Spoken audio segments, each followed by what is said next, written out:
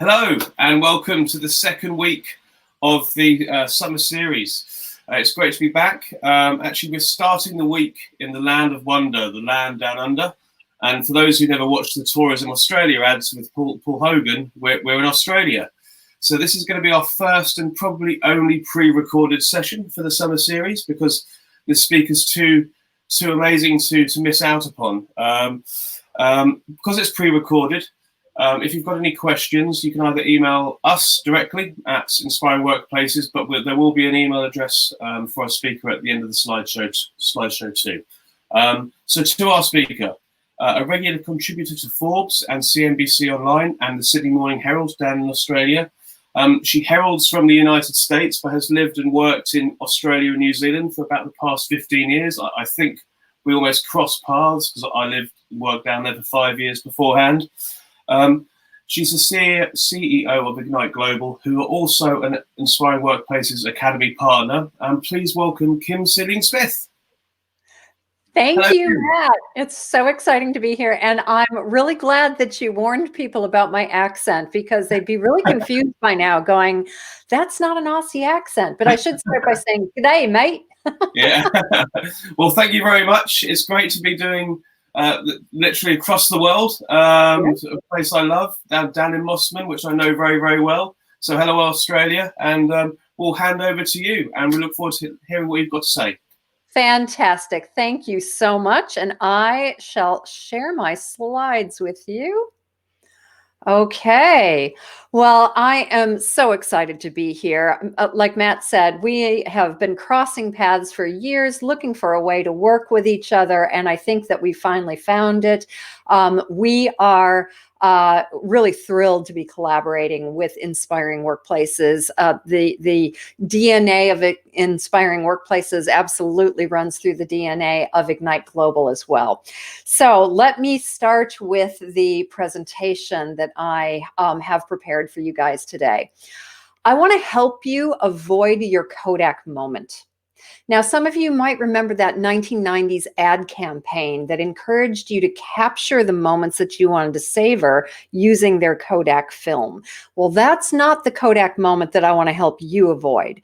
No, the moment that I want to help you avoid is that moment in January 2012, when Kodak went from having an 80% market share globally, in the United States and 50% globally, to that day that they declared bankruptcy because they were disrupted. Now, there are a lot of companies that have been disrupted in the last few months with COVID-19. And COVID-19 hopefully will be the most significant disruption that we'll experience in this next decade. But all of the futurists, demographers, and economists that I know are saying that it certainly will not be the last disruption. In fact, some are actually calling it the decade of disruption. To not only survive, but thrive through this decade, we need to build and retain a disruption-proof workforce. And let me tell you, the old ways of hiring and managing people just won't cut it, which is one of the reasons that I'm thrilled to be collaborating with Inspiring Workplaces. But today, what I want to do is I want to pull back the curtain and I want to reveal a holistic, practical model that will help you disrupt every old school people practice that you might be still hanging on to that will not serve in a post-COVID world. We call this model the unified theory of everything people. Not only is it simple and practical, and you will walk away from this presentation with specific things that you can do immediately to make a difference in your hiring, your managing, your employee experience, and your employee retention and engagement practices. This model is also very effective. My poster child is a company down here in Australia called First Mortgage Systems. First Mortgage Systems is owned by First Title, large American company. And they came to me about 6 years ago and they said, we need to reduce our employee turnover. It's currently at 45%, believe it or not. Within 18 months, they implemented the model that I'm going to be teaching you in the next 20 minutes or so, and they reduced that turnover to just 20 22%, and it's stayed at 22% for about the last 4.5 years. So I'll walk you through specifically what they did. Like Matt said, I'm a frequent commentator on the future of work, or what I like to call now the now of work, because the future of work actually arrived on the 13th of March, which happened to be a Friday the 13th of this year, when COVID-19 thrust us into the new reality. What I'm seeing from the research that I do is that the HR trends that are emerging are not new trends. They're trends that have been around for a while. They're just accelerating. So this is something that I talk about a lot. And I have been lucky enough to be recognized for the innovative work that we do around the future of work by Richard Branson's 100% Human at Work initiative, which allows me to spend some time with Sir Richard every once in a while, which is quite fun. So let me talk a little bit about how we actually put this model together. Not only was it through my relationship with 100% Human, but we also did very extensive research here in Australia on employee experience. And I think that that's what originally kind of piqued Matt's curiosity when he first reached out to me. But in addition to that, my team and I, over the last 11 years now, have actually worked across 32 different industries in 9 different countries back in the days that we could travel. So I'm going to share with you as much value as I can. And at the end, I'm going to give you a link to download absolutely free resources. These resources will help you implement exactly what I'm going to be talking about. So no, upsell or anything like that. These are things that you can take away and use to make an immediate impact on your business. So let's get started. What I said at the beginning about disrupting your people practices, I truly, sincerely mean, because it is time to shift the way that we hire and manage staff. Old school organizational structures and management styles are people practices actually date back to the Industrial Revolution, and they were originally based on the military. So if you think about that, that means that they're very hierarchical and top-down in nature. They're built around compliance. Managers rely on a command and control style to gain compliance from individuals who typically did mostly routine, tactical, and predictable work. Well, clearly those days are gone. Technology has automated much of that tactical, predictable work. And now what we require from our people requires a different part of their brain. They need to be much more innovative and creative. They need to be strategic.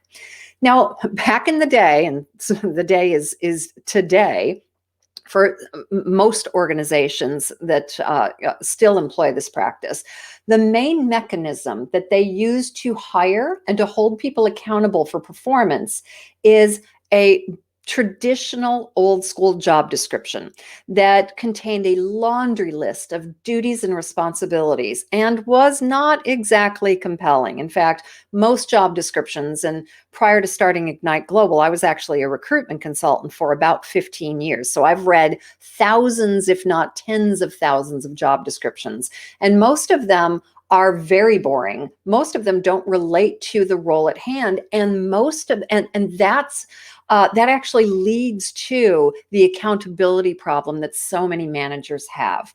So in order to shake this up, the new way of creating organizational structures and managing staff starts by rethinking this job description and talking to our staff not about what they need to do, but what they need to achieve. So instead of a laundry list of duties and responsibilities, position profiles, or what's being termed as success profiles, because they help candidates and employees understand what they need to do to be successful and how that success is measured. Remember that, because I think the second to the last slide, we're going to be talking a little bit more about that in my currencies of choice model.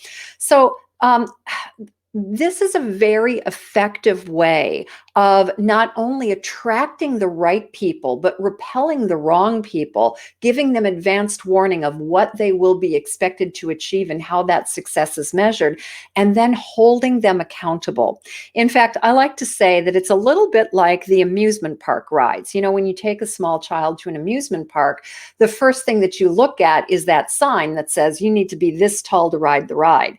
This is what I call target rich objectives are like. They're very specific and measurable, but they're outcome related.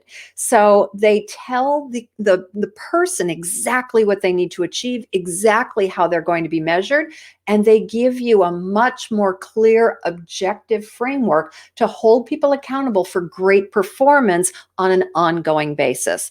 Now, I'm going to flash through a couple of examples, real life examples from clients, and I'm pleased to share these with you. This is one of the free resources that you'll get. And I'm showing you two of these to demonstrate that it works for any kind of position. This is one of my engineering clients, and this is a senior civil engineer that they wrote these target rich objectives for. Now, if you're watching me on demand, feel free to pause me and to read these over, but certainly you'll get a copy of these as well.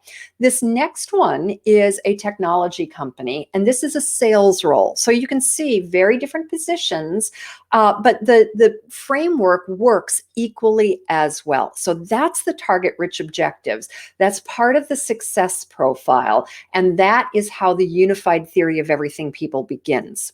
So now let me let you in on a dirty little secret. The dirty little secret is that the next thing that we need to look at in this unified theory is not breaking up the old school paradigm around hiring for skills and experience, and really, like, no kidding, hiring for attitude and aptitude, what I call strengths. Let me demonstrate this. Now, I know most of the people who are watching this, as we say in the United States, we're preaching to the converted here, right? I know most of you believe this, but in my experience, you may not have a mechanism to actually put it together in an objective framework to help you think through what the attitude and the aptitude needs to be. So I'll tell you a short little story of a client that actually used this very successfully. So this is a tale of two receptionists. The first one, we'll call her Sally. We'll change her name to protect the not so innocent. And the second one is Jay, and that is Jay's real name. Not a real picture of either one of them, by the way. They're stock photos. I wanted to take a picture of Jay right before lockdown, and I haven't made it into the office yet now that we're being released. But this particular company was having a lot of problem hiring a receptionist. So they were very excited about hiring Sally because she had 5 years of experience in one of their competitors doing the exact same role. And I was excited to meet her because their reception area was a little bit like a revolving door. When I walked through the lift bank and walked into the lobby, there I saw Sally on her, I think, third day of work, and she was literally laying on her desk. And I thought, oh, hang on, something's going on here. So I thought, well, I'll walk up to the desk and surely she'll perk up. No, she didn't perk up. She didn't even perk up when I asked for the CEO. That's who I was there to see. And so when the CEO, Jamie, came out to meet me, he saw the look on my face and he said, "Don't worry, she's gone tomorrow." And she was.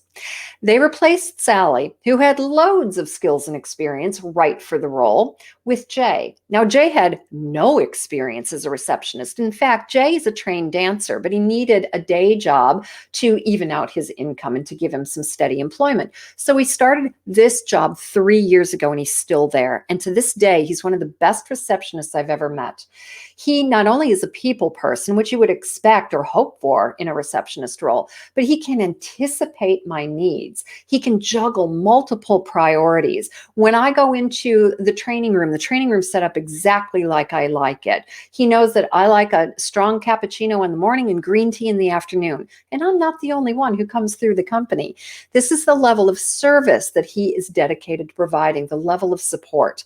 So the strengths, and I'm going to give you a model to be able to pick from specific strengths that will help you out. The strengths that are required required to successfully achieve the target-rich objectives, not only, and this is the dirty little secret, not only is the better way to hire, but it also gives you access to a larger pool of candidates if you're not stuck with skills and experience. So the second thing that we need to do to build out our unified theory is understand what strengths we need to fulfill those target-rich objectives. Another quick story on this. Ericsson's doing a magnificent job of this. They're not a client of mine, but I know one of the global heads of talent acquisition, or the global head of one of the talent acquisition groups. And he was telling me several months ago that they have recognized that their pool for a specific function, their data analysts, was very, very small. And they were having a real difficult time finding data analysts. So they decided to take a strengths-based approach and look at other functions for which they could teach the skill of their type of data analytics. And what they ended up doing is they ended up recruiting some biologists and putting them through a very extensive training program. And I said, my gosh, doesn't that cost you money to train these people? It was something like a 9-week training program. And he said, yes, but we figured out that it was actually less expensive than waiting for people with the right skills and experience, because we were leaving the roles unfilled for too long. So once you have the strengths, once you have those in mind, then it's time to start attracting those people. So how do we hire for the right culture fit? So the strengths are the aptitude. How do we hire for the right culture fit? Well, I spent a decade thinking about this when I was a recruiter. And what I figured out is that the culture fit is really nothing more than a values alignment. If you have somebody, first of all, if you have taken the time to understand or to craft your own values as an organization, then you can use those values and you can measure candidates that come into the interview room against those values. You can also use the values to make decisions and to keep people on the right course. I've got another quick story on that, and this has nothing to do with my work life and everything to do with my personal life. As a matter of fact, I come from a very small town called Oconomowoc, and our high school mascot was the raccoon. And there are a lot of raccoons in Wisconsin. During this high school class reunion, we were lucky enough to have a guided tour by the principal of Oconomowoc High School. Now, Oconomowoc has a very storied history. It had great test scores. It had very, very low truancy rates. It had really high graduation rates until the last decade. And certain things happened in the last decade. It was hit by the opioid crisis and some other demographic changes and economic changes. It's a bedroom community for Milwaukee, so they were hit pretty hard after the GFC, or the Great Recession over there. And the metrics started going down. Well, they decided to take a command and control approach to this. And they decided that they needed to crack down and make sure that students went to class, make sure that they sat those exam scores, make sure that they graduated. They were even talking about hiring off-duty police to help with that. But guess what? They approached the wrong person. They approached this man by the name of Jason Curtis. And Jason had taught at the school before. The kids loved him. And the superintendent painted the picture of what they wanted Jason to do. And Jason said, I'm not your guy. I will be happy to turn this culture of this school around, but that's not how I'm going to do it. The way that I would do this, and the way that he's done this, is that he worked with the student body to create 4 values: committed, accountable, and grounded.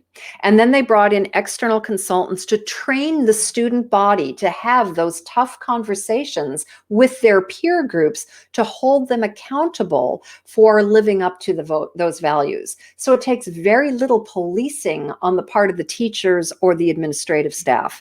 It is done internally, and that's the power of having a great set of values.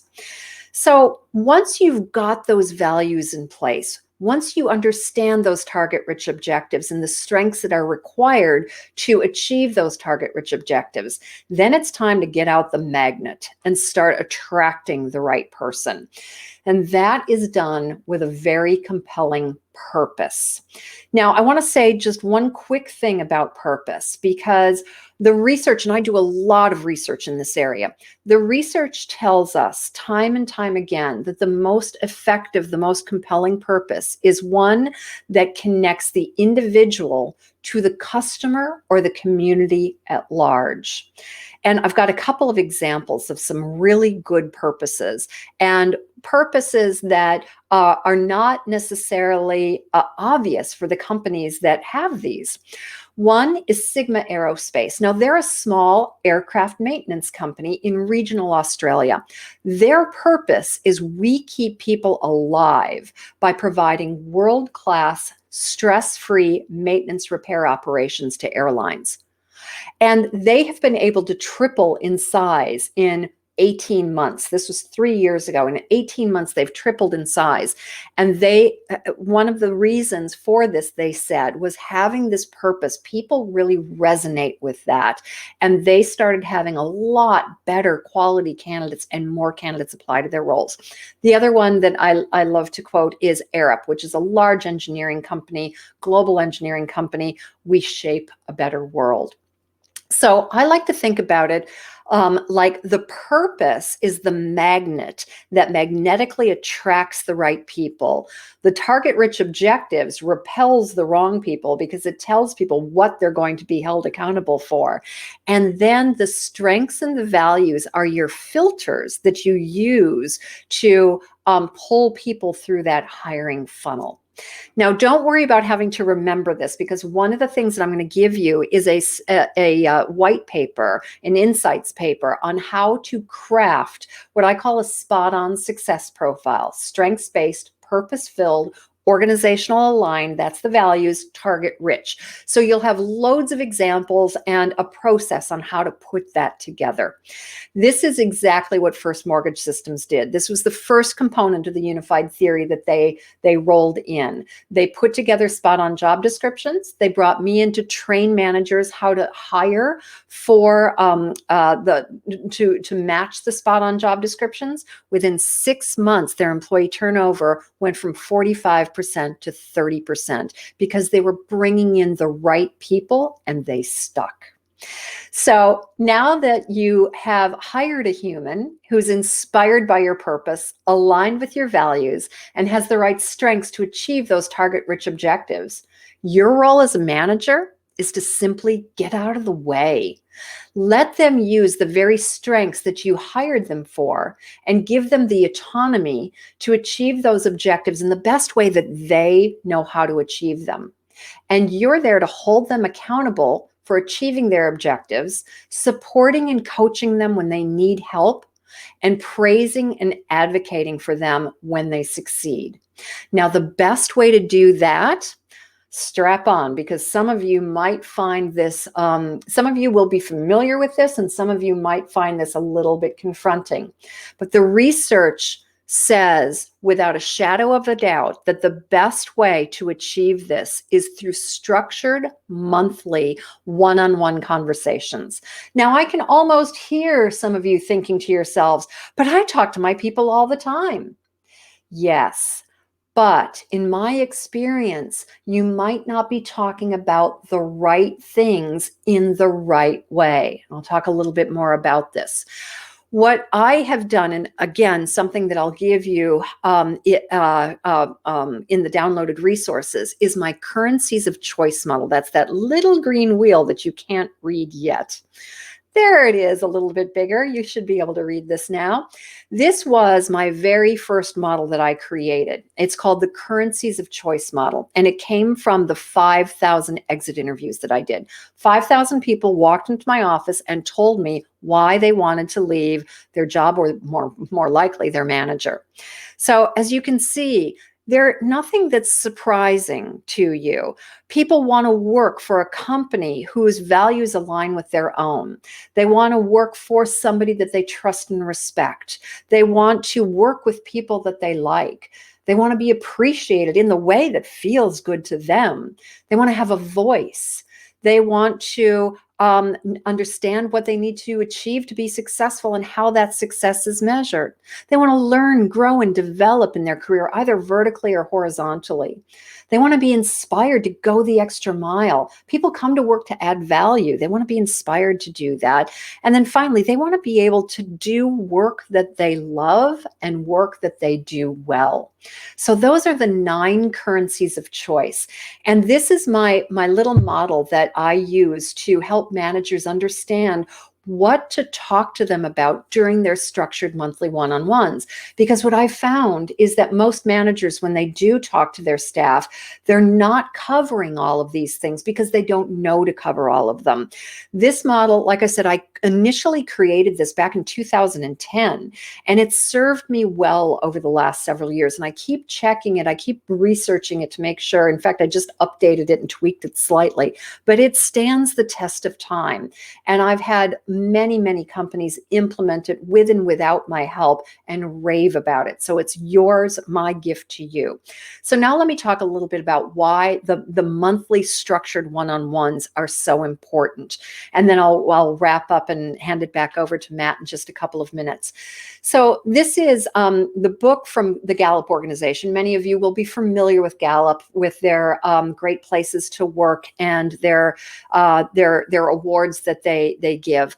I was lucky enough actually to have met the very first and I think only CEO of the year that Gallup awarded from Australia. His name is Ryan McCarthy, and he is the CEO or the managing director of Stryker. And he was talking about how important these monthly one-on-ones are. And when I asked him that, I said, do you have some research that will back that up? And he said, yes, from the Gallup organization. They, in fact, wrote a book about a year ago called It's the Manager. They have millions of data points that say that the connection between manager and direct report is the most critical connection, that managers have up to 70% of employee engagement scores are down to the relationship between manager and direct report. Now, I believe that connection begins with conversation, and that's why I've structured in these monthly one-on-ones. And I was really happy to hear Ryan's affirmation of that's part of what helped him become the managing director of the year for Gallup that year. There are lots of other research studies. This one is by Harvard Business Review that talks about a 10-year study that talks about what great managers know and do. And they said the same thing. The connection between manager and direct report is absolutely critical. This is exactly what First Mortgage Systems did in the second part of implementing the unified theory of everything people. They put in these monthly structured one-on-one conversations using these currencies of choice.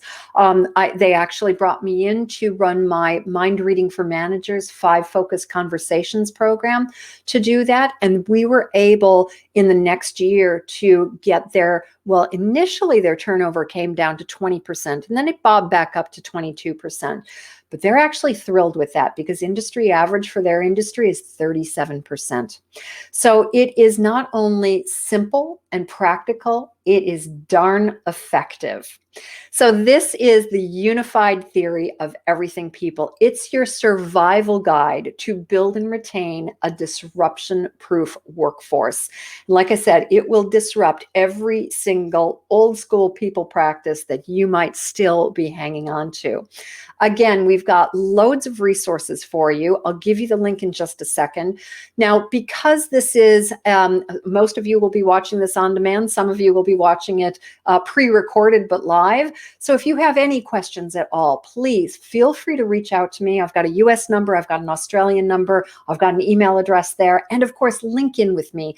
I post valuable articles, podcasts. Some are my own ideas. A lot are curated ideas from the best of the best. I am really passionate about helping you figure out this future of work or this now of work. So if you would like those free resources, please jump onto the internet and we will send you the link, or the link will be in the comments. The link will be somewhere, but there's the link right there. It's just a bit.ly link, Inspiring Workplaces Unified Theory. And that's all for me. So I'd like to ask Matt to join me back up on the virtual stage. Hello. I just changed my hat because you reminded me that you're a Green Bay Packers. Oh, yes. So, yeah, I'm a hopeless Jets fanatic who, never win anything. Thank you so much, Kim. I love the autonomy with accountability. I'm a big believer in you're hiring people to do a job. They have the talent to do it. Get out of their way. Trust them and get out of their way. And also one of your final points around managers. Having run the Employee Engagement Awards for many years in workplaces, it was at that manager level where everything fell apart or succeeded. So very, very important words.